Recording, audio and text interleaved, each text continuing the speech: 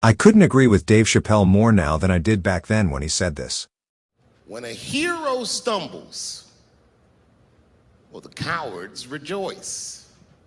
Nothing feels better to a coward than to watch a brave guy fall. Now, before you come at me, I want you to watch this clip of Charlie Kirk. The things he said at the end really changed the way I looked at him. Take a listen. As far as, between your son, I'm interested. Why do you think your son is conservative?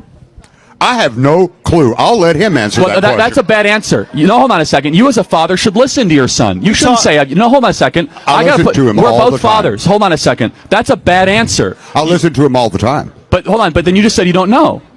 I don't know where he went so bad. I mean, come on. It's like, I don't know where he went wrong. I don't know how he went off the rails. See that? All right.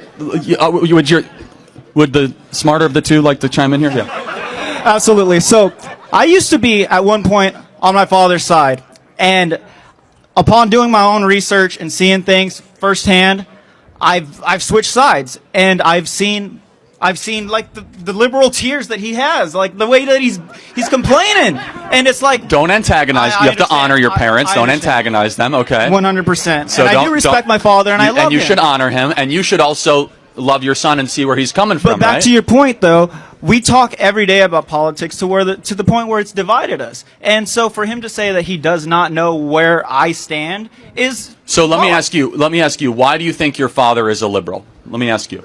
I think he's a liberal because, No. Have him answer. This is. Yeah, I'm helping you. I'm a group therapist. You understand what I'm charging for this right now? This is like $5,000 an hour stuff. So yeah. So I think he's a liberal. Well, I know he's a liberal because he just eats. He gobbles up everything that he. Okay, this is why I know he's a liberal. Because he voted for Kamala Harris, and he didn't even know why. Do you think that maybe he wants to believe government will do good? Maybe that's... Of course. Okay, is that a good answer? Yes, sir. Now, maybe your son is going more conservative because he thinks government hasn't done a lot of good. Is that maybe a fair, charitable interpretation? That makes relative sense. Okay, so now we're getting somewhere. So you guys have a generational divide. You look at government as being probably a force for good. He's grown up in a circumstance where he's seen government declare wars and do a lot of nonsense like the Iraq War. He's nodding his head.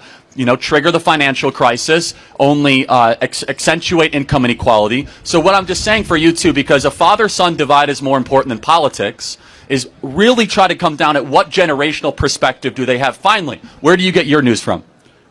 You, baby. Okay, and where do you get and sir, where do you get your news from? I don't watch any kind of video media at all. I get it mostly by reading, and I go through a broad spectrum of different sources from all over.